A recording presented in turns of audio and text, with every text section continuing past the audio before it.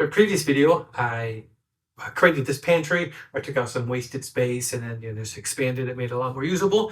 So next step is I want to install this pantry rack here, or something called spice rack. Just because on the previous version where I had it was not deep enough. I really couldn't do that. There was no room behind the door, so I'm gonna work on that. I just have it temporarily hung up here right now. So I'm just gonna show kind of I think the problems I'm gonna have a little bit, like right now you can see it hasn't been attached. What you want to do is attach it to the door frame. I have a kind of like a shaker style door here where there's a recessed. It's not completely flat. And what they want you to do is where they provide attachments where they screw to here and they kind of glue onto the door. But since this is recessed, I can't put it against the door and glue this on. So we have to put some blocking behind there, I think. Also, the tops here, the rack hangs over. It's rubbing on the door here, so I may have to trim off the top, and I'm probably going to try to attach it in a couple different places. So I'm just going to work through, how to attach this and make it strong and secure to the door. I'll put a link to this, the one I bought here from Amazon. Just kind of, I like this one because it's large, or it has a lot, and it had a lot of shelves to it, and it goes all the way to the floor. I have a 24-inch door here. This is good up to minimum 18.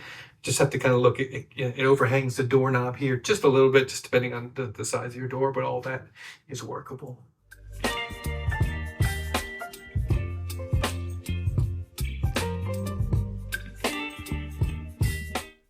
the first thing I wanted to look at was how it overhang here. You can see it's made for a little bit wider door, so there's enough, but it kind of slides back and forth, and this was causing a little bit of a problem. More so that I didn't have enough clearance on the top of the door, and so when I tried to press it, and if it was slid to the front, the door would not close. So I'm gonna have to cut off the top of the door a little bit, just trim it, just so there's enough clearance. You may not have this issue, but I had this issue, and you can see it's hard to see from the outside, but I did it on the inside here just to kind of give it a view, so you can see that it's actually rubbing. And as it's pushed back there, that's what's causing it to have problems when it's closed. So I can't have that. It's just going to be annoying just trying to have it to push it a little bit harder. You can see it wouldn't close all the way.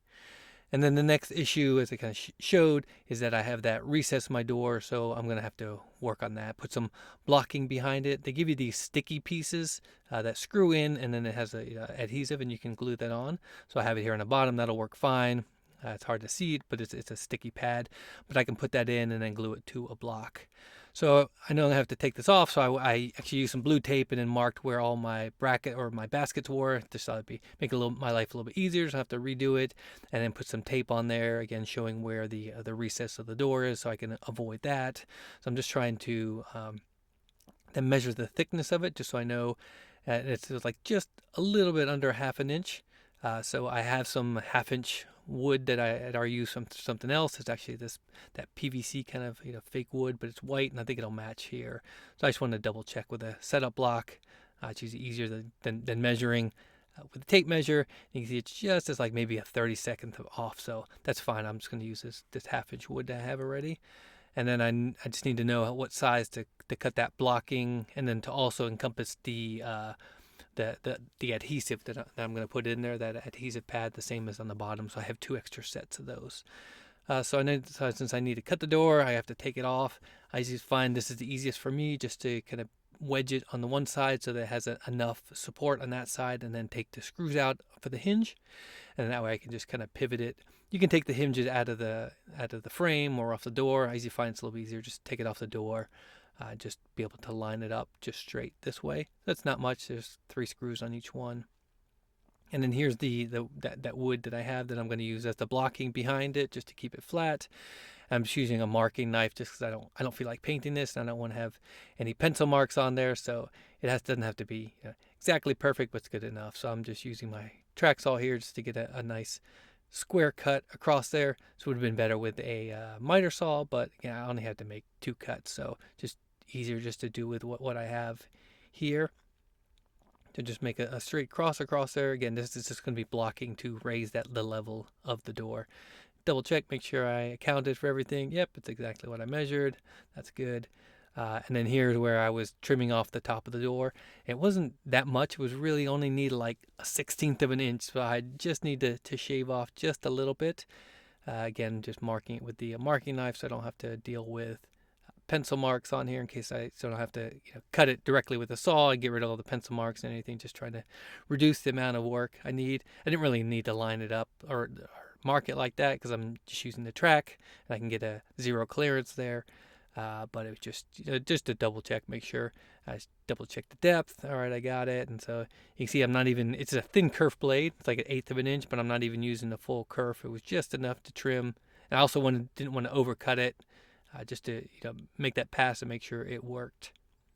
And it worked out good. It was on one cut. Put the door back in, put the bracket on there, or the spice rack. You can see it's loose now, so I know it's not hitting anymore. So it's going to be able to slide back and forth on that door. Really, actually, I need that because it's going to be glued down. But one of the things I noticed was those hangers that go over top.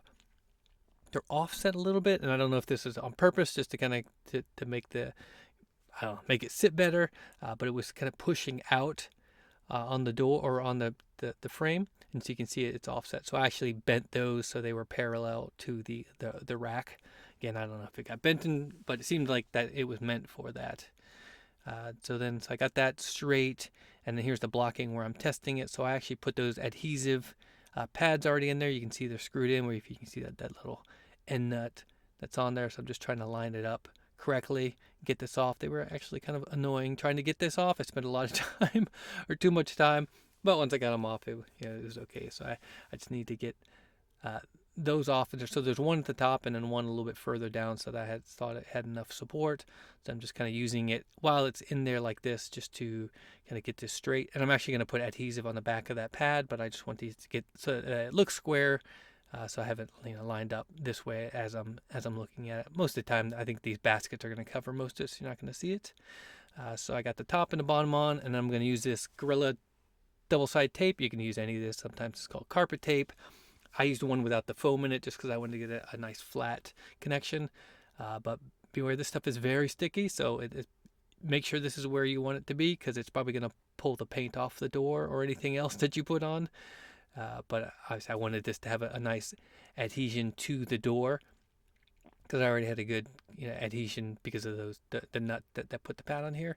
So I'm just going to put 2 rows on here.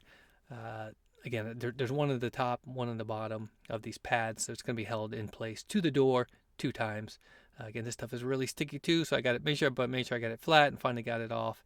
So here you can see, here's the getting ready to stick this to the door. So this is that top pad, or piece of wood, and then there's another one a little bit lower down. So this should be give me good support. And then all the way down at the bottom is the pads that they provided with the adhesion on the back, and so that'll touch the door. So after this is pretty easy. Just hung it over there. I was pushing it from the top, just so I don't end up with a bow if it's kind of stuck. Sticking it with that double-side tape at the top and the bottom. So just press it on here. Again, this is really not that complicated. It was just overcoming some of these issues with my door, and then sticking it to the bottom there where it's going to sit flat. So this worked out pretty good.